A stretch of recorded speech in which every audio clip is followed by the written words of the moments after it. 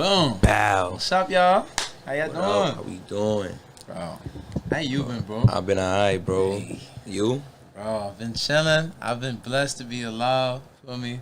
Yes, I can't ask for much more. Chilling, man. We here. Let's get into it. First off, welcome to Debatable, y'all. You here with your boy Carl Wolf. Big Shot B. You ain't know what it is, man. You know what's up. That's a fact. And we cut right to the chase, bro. Yeah, right to the chase. What's up with it, man? What's on your mind today, bro? Nah, you tell me. Alright, you tell me. What's on your mind? You tell me. I am upset, and I have a lot of questions for you and your team. Oh man. The Knicks right now, I need answers, bro. You just signed Kemba to the Knicks this season, and now he's already getting benched a month and a half into the season. Out of the rotation. What's good? Personally, I'm gonna be very honest. For me personally, he got the short end of the stick. I said it on Twitter when the day that Tom announced it that he was out of the rotation. He got the short end of the stick. I think that he was scapegoated. He was the guy that everybody, a lot of Knicks fans and a lot of the NBA people, like, they wanted to point a finger at him. And personally, me, I didn't like that because, granted, you looked at his plus minuses, his splits, and yes, they're bad. Yeah, I get it. I understand they're bad. I don't think he was the only reason why they were bad. Yes, Kemba can't defend at a high level. Nah. The most he can do is, draw a charge here and there, play the lanes. Play the lanes. Exactly, play the lanes. That's all he could do. I get it. But to me, like, Knicks fans especially pointing the finger at him as if he was the reason they were bad. No, he's not the reason why Julius Randle sucked. Bro. In that like 10-game stretch that I think every Knicks fan knows what I'm talking about. Yeah. It's not his fault that RJ Barrett hasn't taken that step. He hasn't taken that. He did it for 5 games where it looked like he figured it out, and he regressed. That's not Kemba's fault. It's not Kemba's fault where Fournier can't hit. He can't throw a ball into the ocean. So you saying that, like, it's more so like Kemba? You feel like Kemba didn't really get a chance? He didn't get a chance. Like, how the hell you expect? Like, my whole thing is as a Knicks fan, like, I watched this team last year. This team, they played hard. They hung their hat on defense, and it was 5 guys on the floor on offense. The other 4 relied on Julius Randle. Whatever he could create for you, that's it. That's what we take. It's simple. Very, very simple. Very vanilla. Right. It's not complex. If somebody throws a double at him, be ready to shoot. That's it. Simple. Now you have a guy in Evan Fournier, a guy in Kemba Walker, who they're shooters. Right. So they'll help you, but these guys are also used to having the ball in their hands, making stuff happen. And in the early part of the season, it seemed like Julius Randle couldn't play that way. Like, he didn't know how to play without the ball in his hand. He struggled because it's like he didn't know how to play with the ball without the ball in his hand. And that's an issue. Because if you want to play more complex, if you want your offense to be less vanilla, right, and more fire, can't go to you all the time, bro. I can't go to you all the time. I have to find different avenues to score, and I even have to use you in different ways to score the basket. Decoy, or if it's a pick and roll, you the roll man. Right. Maybe it's a pick and roll between you and Mitchell Robinson. Right. Something more complex. You feel me? The Knicks couldn't do it. Kemba Walker couldn't do it. Whether if he was allowed to or not remains to be seen. I don't know. Kenny Smith has been saying it a lot since they took him out the rotation, was that Tom Thibodeau didn't know how to use him. That I agree with that. And honestly, I agree as well. I think, and it's shocking to me because Tibbs loves small guards. He knows what to do with small guards. Right. But right, man. The coaching staff,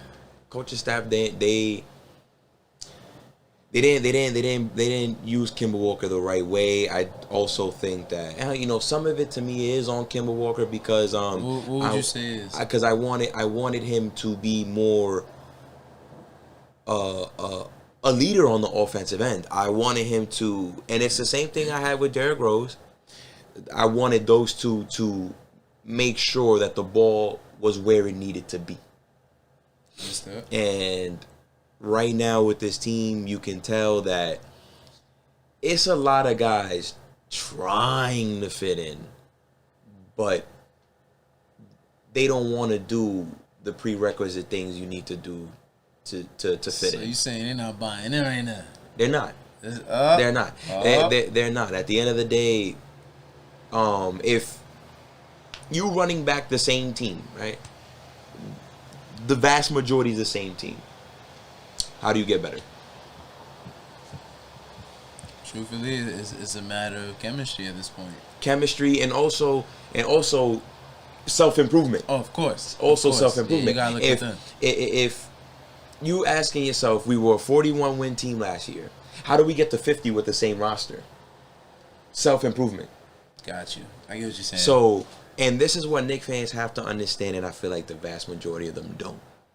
The kids haven't improved. None of them.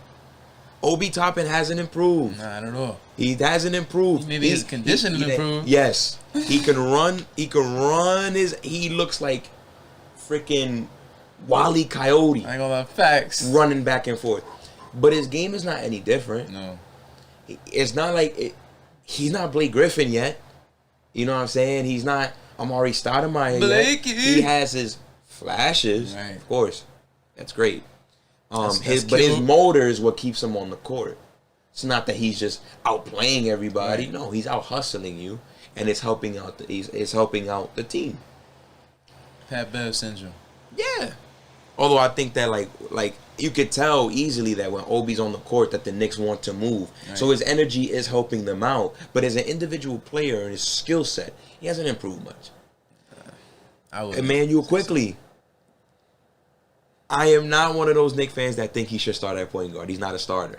He's not a starter. That's too much on him. He's not a starter. And it's not because there's something wrong with him. No, he's not a starter because he does not know how to run an offense. Right. You are a point guard. You should know how to run an offense. That's it. Now, there's a reason why Derrick Rose always shares the court with him. Because Derrick Rose knows how to run the offense. Right. IQ just has to score. And you can tell that's how Obama just scored. And the problem is he hasn't improved either. Guess what? He doesn't get to the basket still. He's not strong attacking the cup. Yeah, and for real. And exactly. He doesn't want to get to the cup. He doesn't want to touch paint. It's either a floater or a three-point shot. Guess what? That was the same thing you were last year. Right. You haven't improved much. And then I see what you're saying, and bro. then Mr. R.J. Barrett. You ain't even talk about him yet. Mr. R.J. Barrett. Oh, snap. And at the end of the day, Knicks fans have to understand one thing. Right now, how the Knicks are, the outlook of the Knicks is not codependent on Julius Randle. Has nothing to do with winning a championship or a playoff series. The most important thing in Madison Square Garden is the development of R.J. Barrett. I said this on Twitter as well. Facts. The development of R.J. Barrett is the most important thing for this franchise. You want to know why? Wait. What's up? Like, you want to know why? Because if that kid turns into a star, now you're on to something. Right. And that proves now you're on to something. Knicks fans, every Julius Randle fan, I love you, Julius Randle, but this is the best Jay Randle gonna really be, bro. I don't expect Julius Randle to be a 30, 10, and 5 guy. I think he's gonna be at best a 25, 10, and 5. That's fine. And that is all NBA. Nothing to sneeze at. That is top 30 in the league, automatic. You're automatic top 30 in the league. So that's fine. But this is where Randle's gonna cap out at. He's not his skill, he has tons of skill. So the only way he can individually get better is as if he hones his craft and doesn't play with his food. Facts. Superstars don't play with their food. Facts. Right now, he has games where he is playing with his food. That's the only difference. Food back on the plate. Exactly. But the biggest thing in New York is the development of R.J. Barrett. Right. Now, R.J. comes into the league. He has extreme flaws. Not much of a handle. Can't shoot the basketball. A lick.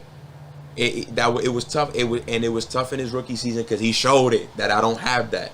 The next season after that, his handle is still spotty. Fine, but he could shoot the ball now. Right. I could shoot the ball now, and I could shoot it lights out. You got to come outside now. Right. You can't just let me shoot.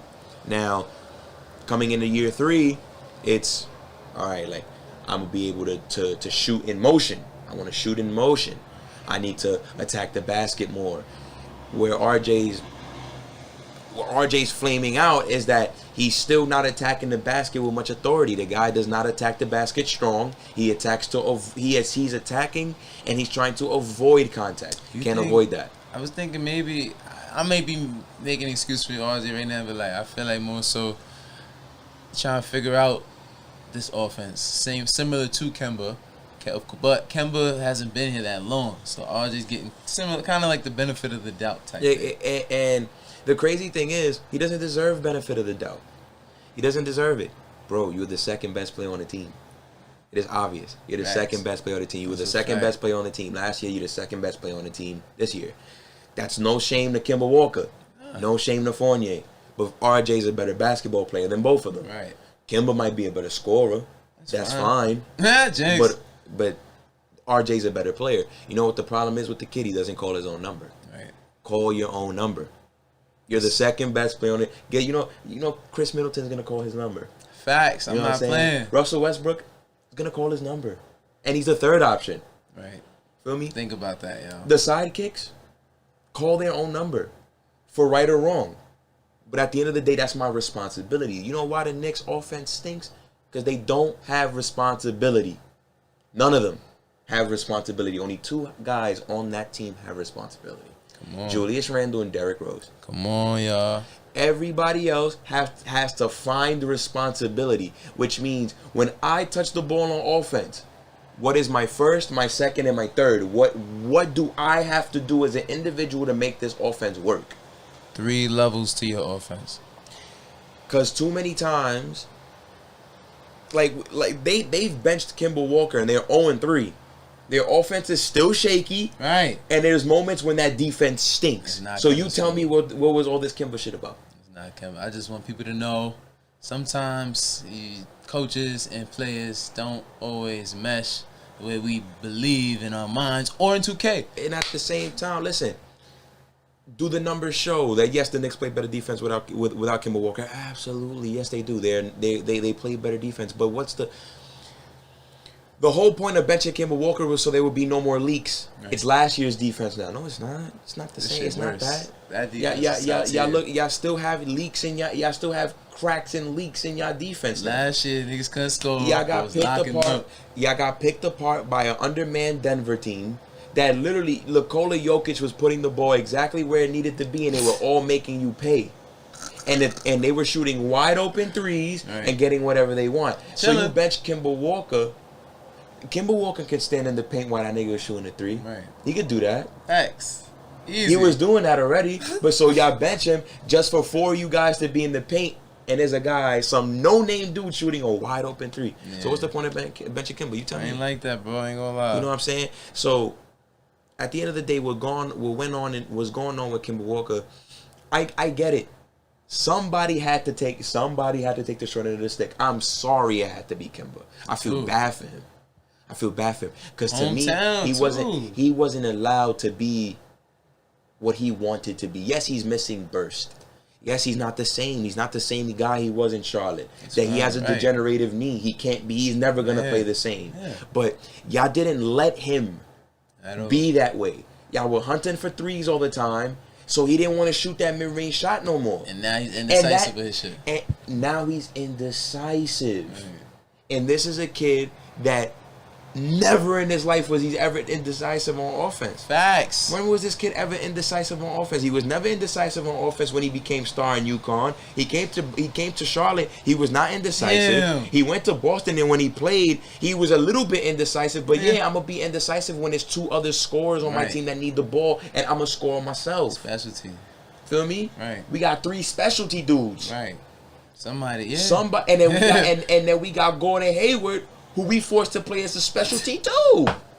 That shit is bad. So you tell me. So now you're on the team, whereas Julius Randle, he's the utility. He does it all. Yeah. But everybody else is They don't have a role. They all just feed off of him. That's why you bring Kemba Walker in, so he can calm all of that stuff down. Specialty. And I'm gonna come in. I'm gonna get my buckets. I'm gonna come on the screen. I'm gonna shoot this mid-range. That's why I don't understand. It's like, bro, they hunting for threes all the time, and Kemba's bread and butter is the mid-range. So why is that kid not taking it? Because Randall's bread and butter is the mid-range, and I feel like that's where like. And that's okay. And that's okay. That's fine. Like, y'all can have the same kind of areas to play at, y'all strong suits. Because why? Because y'all versatile offensive players. Right. I can get to the basket. I can shoot the three. I can shoot the mid-range. Pick and roll with them too. Right. Not doing none of that. Now, all of a sudden, we benching Kemba Walker. And now the thing is that Julius Randle got to just start attacking the basket. Bro, you supposed to been doing that. It shouldn't have took Kemba Walker being benched for you to start attacking the basket. Because guess what? He can shoot too. Facts. I'm just not chippy like Steph. Damn. But nobody is. Right. But Kemba was shooting 45% from 3 before he got benched. That's real. Which means my shit is knocked down. My shit click, boy. So you mean it? So if they send you a double, guess what? They leaving me open, and guess what I'm doing? Knocking it down. So why does it take somebody being benched for you guys to understand that? For Randall to understand, let me not take 11 shots in a game and 10 of them be threes. Let me ask you this though: Who are the vets that you would say that are active other than D Rose? That D Rose a guard. Taj Gibson, no disrespect, but he's not a go-to scorer on the low post. He never was. Never was. So he can't really give Jay Randall that that knowledge, that tutelage. Absolutely. So I get Randall's 27 years old. I don't think you need that anymore. You don't. I don't think. Bro, you played with Kobe. Right. You played with Kobe. You don't need no fucking. You had it. But I would say, I don't even know. You played with Anthony Davis. Coaching staff is truthful, like their assistant coaches and shit like Kenny that. Payne is there. Oh yeah, so he coached you in college. So he ain't got no excuse this time. Randall doesn't need that. He had Kenny Payne has touched every single kid in Kentucky. Every single kid that comes out in Kentucky and is good. In the past 10 years. In the past 10 years, they all went through Kenny Payne. Yourself included, Julius. You were a top 7 pick. And Kenny Payne was a lot to do with that. You go to LA, you need a vet? Hold on, you going to practice with Kobe Bryant all the time. And that man accepts nothing less than greatness. Rest in peace, Kobe, once again, bro. Yeah, everybody knows what he did to Nick Young. Facts. I don't play that shit. He used to chew those young cats alive because he expects greatness from them. Right. And Randall was no different. You go to New Orleans. You playing with Anthony Davis, bro. You had the best year of your career at that time playing next to Anthony Davis. That's what got you that contract in New York. Right. And then you downgrade because yes, it was a lot of ups and downs. David Fizdale sucked as a head coach. The players sucked. Everything, I get it. So then we do a complete turnover. Now we bring you a coach that is about accountability. Yeah. And if you're not gonna play defense, you're not gonna play in this game. Right. And then we bring you your main man, your right-hand man, the guy that saw the potential in you before anybody did, in Kenny Payne. He's on your bench. And I get you. And then obviously you taking whatever Kobe said about you personal. Because you wrote an article saying how much Kobe impacted you. And how you went to go see family. He said, nah, you going to the gym. Facts. You're not seeing no family. You coming with me to the gym. Facts. And you took that to heart. He said you was Lamar Odom in Zebo's body. Don't play around with your food, big dog. Don't play around with your food. You heard what he just said? Yo, you heard what my bro just said, man? Don't play around with your food, dog, because it's true. It's true. It's true. You playing with your food. Who moved? Bro, watch Randall get in his bag and tell me who moving like that. 6'8", 6'9", 250, and he's a burly dude. And we come here, let me get a layup. Oh, come here, let me get that fallback baby jumper. Like, listen, bro. Light too, I could jump. I got it all, brother. I could do whatever. My handle's tight. I can do whatever I need to do on the court. At some point in your career, all young players and players that's playing now, college, high school, PAL, goddamn G League, it don't matter. At some point, you got to take the game from your physical and tap into the mental. Real shit. Exactly. So Randall got to stop playing with his food at all times. And And understand one thing: you play in New York. You play in New York. Don't worry about what the fans got to say. If they coming at you, they coming. That's New York for you. Facts. That's what it is. You enjoy it, cause you know why, bro. In New York, they boo you cause they want you to do good. They don't boo you cause they think you suck. Randall, you do not suck. And you don't, bro. He's struggling, averaging 20, 10, and 5. Now, there's a lot of niggas in this league who their best day of their life is in 20, 10, and 5. It's that. They strive for that. You know what I'm saying? So Randall gotta just chill. Don't play with your food.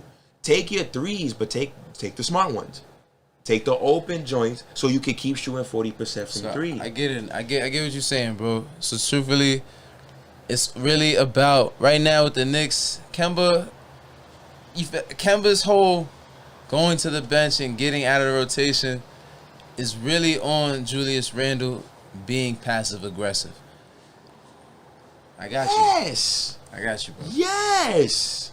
And also, not only the passive aggressive, but also not trying to, like I said, it shouldn't have took Kemba getting benched for him to not play with his food no more. For him to want to command a double team. Shouldn't have took that. Right. Because Kemba can play off that. Easy. You feel me? Kemba can play off What? that. So And he can play off ball, if I'm not mistaken. he can play off ball. Like, he can play off ball, bro. Like, it's just, it shouldn't have took that. Shouldn't have took something of that magnitude. Because guess what? Bro, Kemba probably doesn't play another game for the Knicks again. Yeah, facts, bro. Shout out to Kemba Walker because good soldier. He's a good soldier. He was at his press conference after practice, and he just I could be mad, but there's guys that look up to me in this locker room, and if they see me pouting about this, Right. And it's never been about me. It's always been about the team. That's pro shit right there. He's a pro. He's a pro. And at the end of the day, I don't want him to leave. I don't want him to get traded. Kemba he's getting greased. I don't bro. want him to get traded. Past 3 years have been. Here's the thing. If I was Tom, I would have waited till game 25. Yeah, I didn't even get game 25. You want to know why? Wait till game 25 because bro, once you yank him, you know how hard it's gonna be to put him back in the lineup. His confidence is good. You're not gone. His confidence is greased. Two, you put him back in the lineup after pulling him. What is that saying to everybody else on that team? Nigga, he gonna do that to any one of y'all niggas if you Bro, play. They were getting killed by Denver. He didn't check into the game. No. He didn't play. Oh shit, he's out the rotation. And that man, he's out the road. Kevin Knox got minutes, and not Kemba Walker. But guess who's the first guy to come off that bench in the timeout when he doing that? Kemba Walker. Right, clapping it up. Let's go. Clapping it up. Let's go. Shout out to Kemba Walker, and that man deserves to play another game for the Knicks. This should not be how his homecoming went. Yes, he has his problems. Yes, he has his deficiencies as a player. Yes, he's not the same. But you mean to tell me that all of a sudden, by you benching him, that everything was going to be figured out? No. It's not being figured out because those young motherfuckers haven't figured nothing out for themselves yet. Right. Kemba Walker's not responsible for R.J. Barrett missing the layup. He's not responsible for R.J. missing 7 open threes in the game. And that's exactly why the Knicks lost the way they lost in the playoffs, bro. Because they didn't have nobody to call their own number. Right. It was just Randall and Derrick Rose. That's it. But of course the defense right. going to tell you, oh, if Derrick Rose want to try to go for 40, we going to let him do that. Because guess what? He's not going for 40, brother. He's not. Sorry. He's not. And guess what? Those other motherfuckers on the court, they can't do nothing for themselves. They're not going to call their own number. They're not going to try to do anything for themselves. So we know how to guard Randall. Y'all want to do the same shit y'all did last year. Right. And y'all can't, brother. They got the scouting report on you now. New season. It's a new season. New outlook. You think the first thing the defense is going to do is that, okay, we're going to force Randall right. We're going to make him figure it out. Facts. Yo, go let these other motherfuckers figure it out. Exactly. And what was the point again, Kemba Walker? If that's what having you're Fournier was so that when the defense did that, they knew what to do, bro. But how come Fournier ain't get benched? Makes too much money. Kemba makes $9 million. He can get benched. Fournier's making 18. He's not getting benched. Yo, if they buy this, Bro, they He's not getting benched. He's not getting getting benched. And at the end of the day, even with Fournier struggling, bro, I still like the dude better than Reggie Bullock. Like, Reggie Bullock played D, yes. He played defense. But his offense was, he would, like... That nigga Danny Green with it. Bro, and the corner. Bro, it's like Fournier be having his moments. He's already had a couple moments as a Knick. Yeah. Where he's just lighting the shit up. Light, bro. I'm coming off the screen. Bang, this light, From bro. deep, Like, too. I'm knocking this shit down. Like, is he a good defender like Bullock? No, he's not. But, bro, defense is effort. It's not individual talent. It's effort. Dumb guys are not playing defense together. They're not. Right. They're not on a string like they were last year. They don't trust each other like they did last year. And once they start doing it, they'll figure it out. But that's enough about the fuck. That being said, man, Debate will be right back, y'all. Facts. Okay. Alright. So obviously now, like, we gonna tune into the Western Conference now. And we're gonna talk about another point guard situation. Damian Lillard. Whether if it's true or not, or just shit that people heard through the grapevines. He wanted to play with Ben Simmons. This is great news if you're the Sixers. Great news. Why? Because you could finally put an end to the saga and also get something valuable from Portland. As right now, like, people know, like, Simmons' stock is shot. Like, he's not worth much. Like you got Philadelphia wanting multiple first round picks. Good young players for a guy that's not playing, and a guy that has clear holes in his game, and a guy that, obviously he's more about himself than the team. You know what's crazy about Ben Simmons, bro? It comes down to, of course, listen, I have my gripe with the Sixers. I still don't believe that's how you out your point guard. But, bro, when you do go back to whatever team you decide to play for Portland and you get traded, listen, there's going to be a big target on your back. Yes. Because you think the illusion that you feel like you better than us because you don't got to play this and that. So it's going to be a target on your back. I hope you're ready, bro. Real shit. Like, now that cat's out the bag. Listen, Portland's already a couple years behind. This is things that they should have thought about years ago. This is another situation where the team just took too long to make that move. We have to make painful decisions sometimes to get better. Toronto lost DeMar DeRozan in a trade that nobody agreed with at the time. You think they care about that trade now? They miss DeMar DeRozan, absolutely. They miss him. Like, every Toronto Raptor fan I've ever spoken to, bro, they love DeMar DeRozan. They did that man filthy. They greased DeMar DeRozan. You think Masai Ujiri regrets it? No. Bro, nah. I got the better player. Right. And I won a fucking championship. Right. That's what it's about. That's what... I took a risk. Because I knew that motherfucker wasn't coming back. We won it all, and I still knew that nigga probably wouldn't come back. He left, and that's fine, but I did what I had to do. I wasn't winning with DeMar. I wasn't winning with that backcourt. He took a risk, and he had to trade the Raptors' golden child. He's the most beloved figure in Toronto basketball history.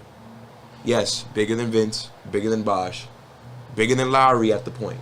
Kyle Lowry. At that point, because now Kyle Lowry is the most beloved Raptor, but that's because he ended up winning the chip. Facts. But when they were both together, DeMar DeRozan was that guy. He was the Raptors' golden child. So now you traded away the Raptor golden child to bring in a guy in Kawhi Leonard, yes, superstar. But the guy is coming off an injury in which we don't even know if he really wanted to play or not. He came with his baggage. Yeah, he came with his baggage. Yeah, he definitely did. Took the risk. You won it all. Nobody cares. Portland, they should have been traded CJ McCollum. No matter if that fan base loves him or not. Because I need to get better. Right. I would have threw the kitchen sink at the Clippers. Everything the Clippers wanted to go get Paul George.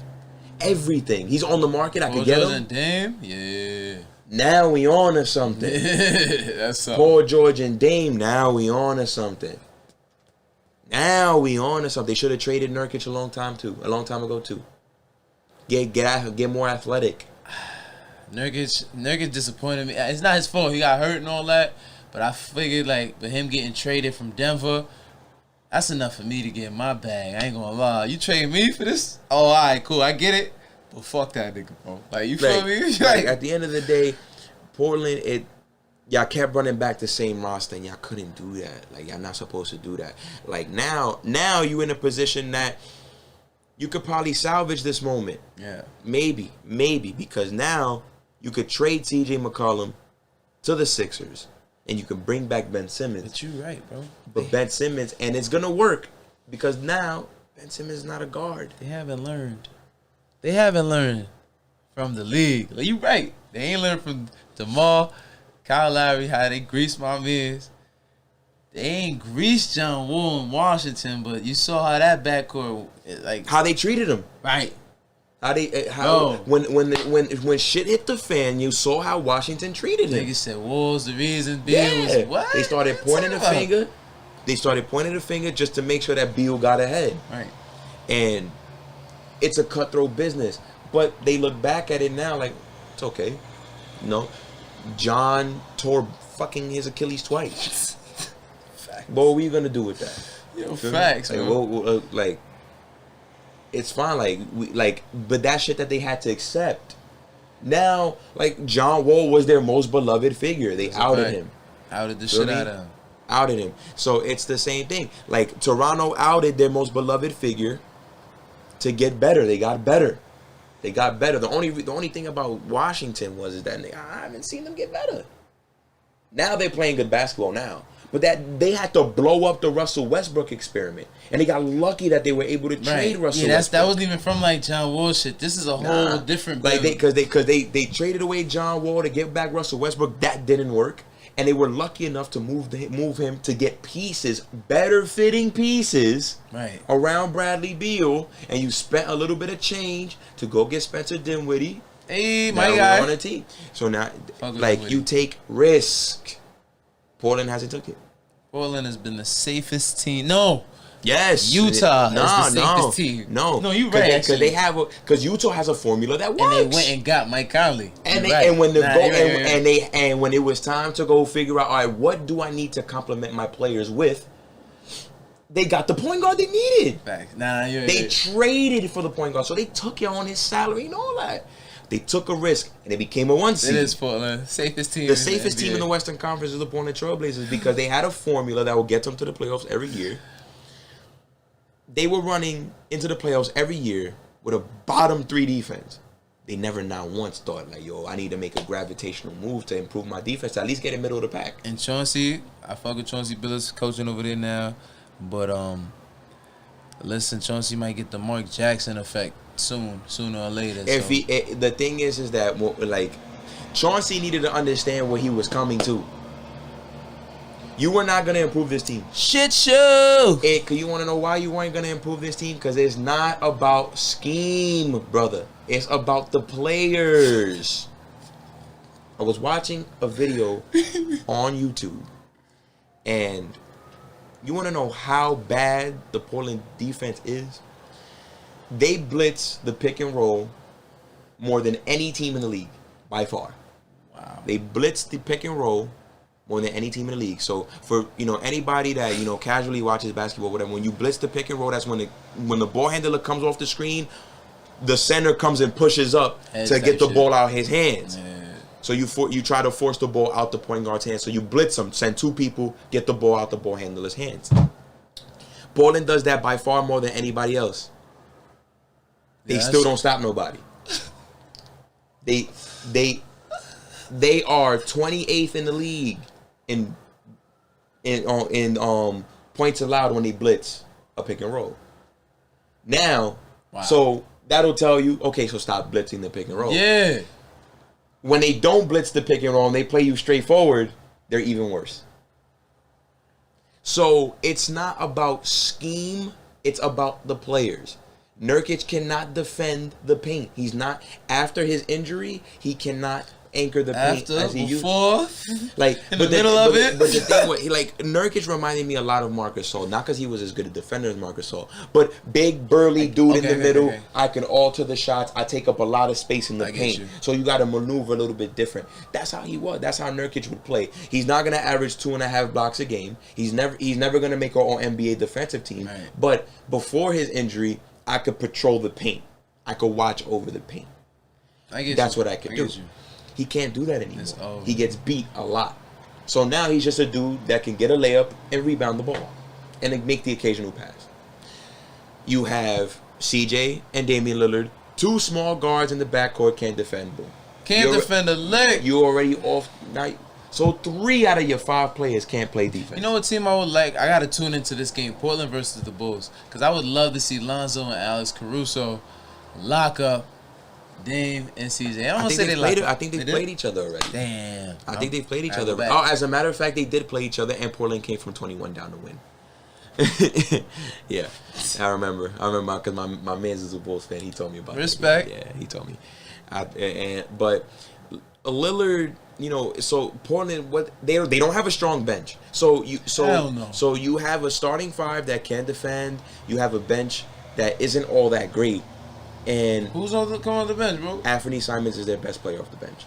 I rock with him, but bro, he can't be your best guy off the bench. Hell no. He can't be your best guy off the bench. He has to develop. You got other dudes like Nasir Little, Energizer dude. I respect. I like Nasir Little, stuff like that. But they don't. That roster's not scaring nobody. That roster's not stopping nobody, not scaring nobody. So you have to blow it up. Now CJ's the best thing that you're giving up in any deal. If you don't want to trade Dame, if you're trading Dame, that means we waving the white flag and we starting over. Yeah, it's over, bro. But y'all don't want to do that, and that's fine. So trade CJ. Go get somebody, bro. Go get Ben Simmons. Because Ben Simmons doesn't fit in Philly because he thinks he's a point guard. He goes to Portland, now he thinks like a forward. Right. Now he thinks like a point forward, the way he's supposed to think. Find Dame in the corner. So now I come off the screen and roll. Damian Lillard passes me the ball off the roll. I'm coming down with a head full of steam. And guess how you're using Ben Simmons to the best of his capabilities. Because when is he good? When he has a full head full head of steam going straight to the cup. Right. That's when he makes his best decisions. So guess what you're able to do when you have Ben Simmons and Damian Lillard? Let me get that screen and roll. I'm going to pass it to the top of the key for Ben Simmons. Ben Simmons. Portland, stop playing. Ben Simmons has the layup or the pass. And I'm good enough of a passer to make it. So now you're fucked. And he could bring the ball up now. He could bring the ball up the floor on some point forward shit. I could bring it up in transition. And then not only in the half court, I can have the ball, but now these guys is running around. Right. Now you have Lillard. It could benefit Lillard because now I could run around some step shit. Off of him. Right. Now I could run off some step shit. Oh, facts. He going, what? He can't do that now. He looks much more greater, bro. Now you bring in Ben Simmons, be a point forward. You have Damian Lillard there. You probably bring in Anthony Simons to be to play alongside him. That's not gonna really work, but fuck it. You need to replace CJ McCollum in that starting lineup somehow. Now you're on to something. Right. Now you could play a little bit more complex. It's alright. It's not your turn, my turn, like it always is. I think Philly. You know what Philly remind me of? Philly remind me of that toxic girl that you like, you feel me? But you know damn well, you know what you're doing, you feel me? Cause like, why you not get rid of my mans, bro? Like, what you doing? It's not happening. He's not ever going. He's not playing for them ever again.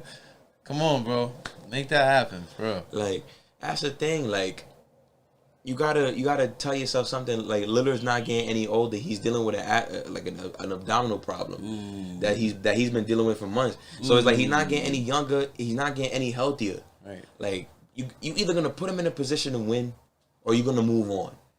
Like, Portland's at that space. It's not about coaching. It's not about nothing. It's about the damn fucking players, bro. Say it again. You gotta bring in new players, yeah, bro. And in that same video I was watching, like, bro, they said it best. You fired your GM.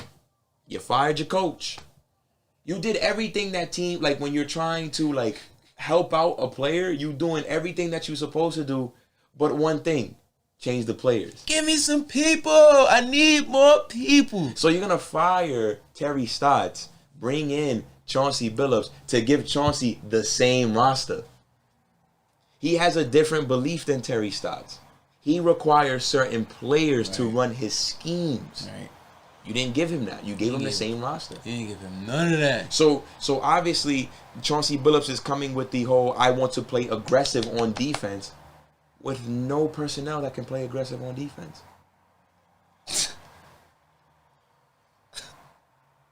Yo, and on the earlier note of replacing Ben Simmons, C.J. McCollum in the starting lineup, what I said, I forgot that Norman Powell was there, so he was sliding into Norman in and just rock with. So you have Norman Powell, and also if you trade C.J. McCollum for Ben Simmons, guess what is the most underrated aspect of having said deal?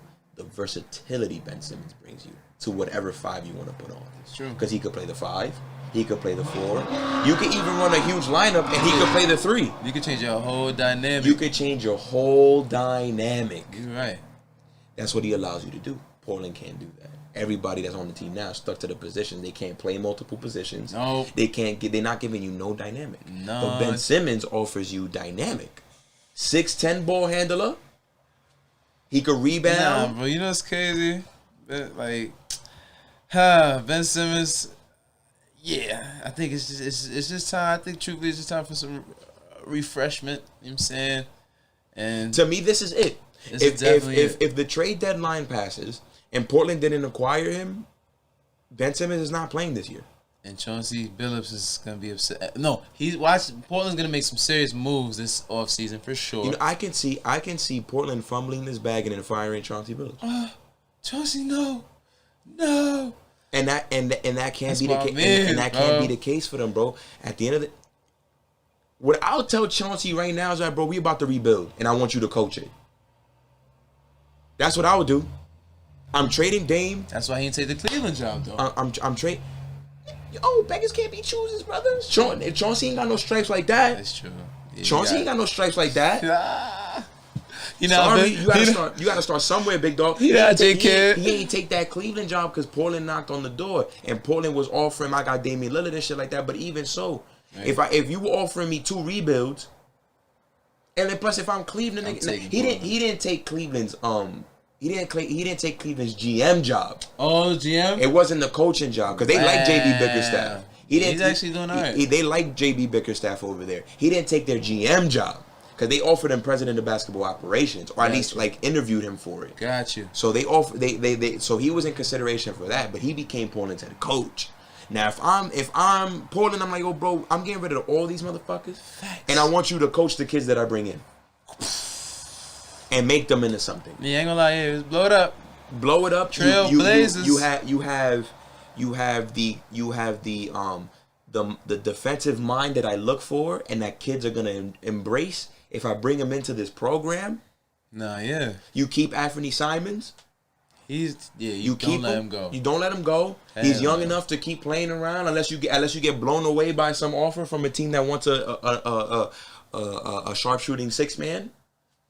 You know, because Anthony Simons reminds me a lot of like Emmanuel Quickly reminds me a lot of Anthony Simons. So like, there's always going to be a place in this league for a kid that could just dead-ass score. Get to the cup and get a buck. So that's what I would do. That's what I'm doing. I'm not doing nothing else. I see that, bro. Yeah, like there's just nothing for me to do. So either rip the Band-Aid off and blow this shit up, Philly, or stop playing the games. Philly, stop. No. Philly, stop being toxic. Portland, stop playing. My man's Dame is getting older by the second. Y'all gonna wait for God forbid. Y'all gonna wait for this man to get an injury and then try to move. And y'all should have been moved, bro. Like, come on, man. Yeah, they should have been active, and they not active. And that's it. Like, it's getting to a point, bro. Like, what we gonna do? So I think that a Portland trade for Ben Simmons is around C.J. McCollum, of course, is the best case scenario. Because after that, bro, then what? But this is what other guys out there? But you know what else? Like with the lead, a lot of the older people be like, "Yo, it's not that much loyalty. Yo, you happen to stick in the one team." Sorry, but Dame in Portland, Dame made the conscious effort to stay in Portland. Yes, but this is the reason why cats ain't trying to do that, bro. Cause look, I'm gonna spend my great years. If Chris Paul did not come to Phoenix, bro, Devin Booker would be in the same boat. Yeah, he would still be to a lot of people. Oh, like he's just an empty stats guy. That's sad, and it's like, come on, bro. You know what I'm saying? Like, it's just that's just what it is. Like, you gotta just take the chance. Take the chance, and you have a guy who, for the past couple of years, he's a top 10 player. Damian Lillard's a top 10 player in this league. Right. How much more I gotta do? Yo, how much? Like, if that's not enough for you to be like, I'm gonna do whatever it takes to make sure that this team is good, then I don't know what to tell you. You guys are making little trades for Robert Covington and Larry Nance Jr. to try to improve your team defense, but bro, that's not enough. They're not guarding multiple people. Nope. They're not solving. They're not solving your defensive issues. Because if you have guards that can defend, guess what you need? An interior presence. Right. Look at Cleveland. Why they didn't try to go sign Dwight for 1 year? Like dumb shit. Yeah, but instead of that, they go sign like freaking whack dudes. Come on, Portland. You know what I'm saying? Like, get an interior presence. Look at Cleveland. Look at Cleveland. Cleveland has a backcourt that cannot defend to save their life, but guess what they have? Mobley and Allen. Guys who both of them can have 5 blocks in a game. Both of them guys can defend. And guess what? Not only do they have Jared Allen blocking all these shots, but Evan Mobley's so damn versatile that they can switch. Right. And he's going to be able to stay there. There we go. That's what you need is versatility. You need guys that could do multiple things around CJ McCollum. Around Damian Lillard, excuse me. Portland hasn't drafted well. Enough about the goddamn Blazers, but Portland has not drafted well in the past 10 years. They have not traded well in the past 10 years. Oh God, they only hit on 2 guys. I don't Lillard know. and McCollum. What are you guys doing as an organization on some real shit? Like, y'all too good for the lottery, but you're not good enough to win a chip. You're in mediocrity. That's trash. You're in mediocrity. So what we doing? What we doing? Portland, what are we doing? And if I'm Philadelphia, don't think about this too hard. If they're offering you CJ McCollum, if the CJ McCollum is on the table, you take it. Why? Because again, yes, you're bringing in McCollum, he can't defend too much, but you have a whole bunch of other dudes that defend. And Tyrese Maxey will definitely love an addition like CJ McCollum. I got you. I got you. And exactly. And then CJ McCollum, that's exactly what they're lacking. Just a dude that from the perimeter. You know, let me dance real quick. Let me get a quick bucket. Nigga, Joel Embiid. Because you know Joel Embiid be looking at Ben Simmons in the half court like this. Like, this kid don't want to get no bucket. This is the closest thing, except this is why I respect KD, because he ain't out my guy Russell Westbrook, but this is the closest thing I've seen to that, like, dynamic. Right. I mean, where it's like they low key don't even like each other, but it's like they have to play with each other. Like they could do like you bring in a guy like CJ McCollum, go get that bucket. Your offense is taking off now because now, like, bro, you got Tyrese Maxey, Seth Curry.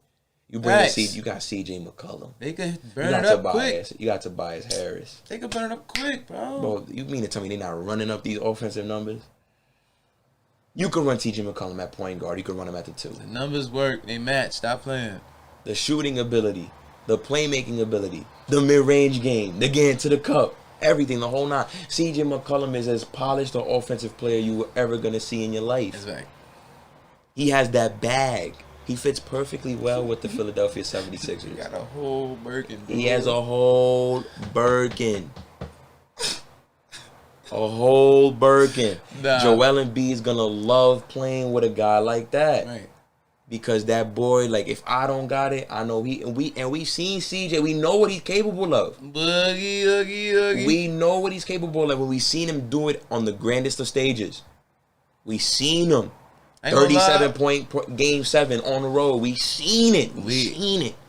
Debatable is gonna have a special edition episode. We gonna call it Roll Bounce, because a lot of players be on skates these days, bro.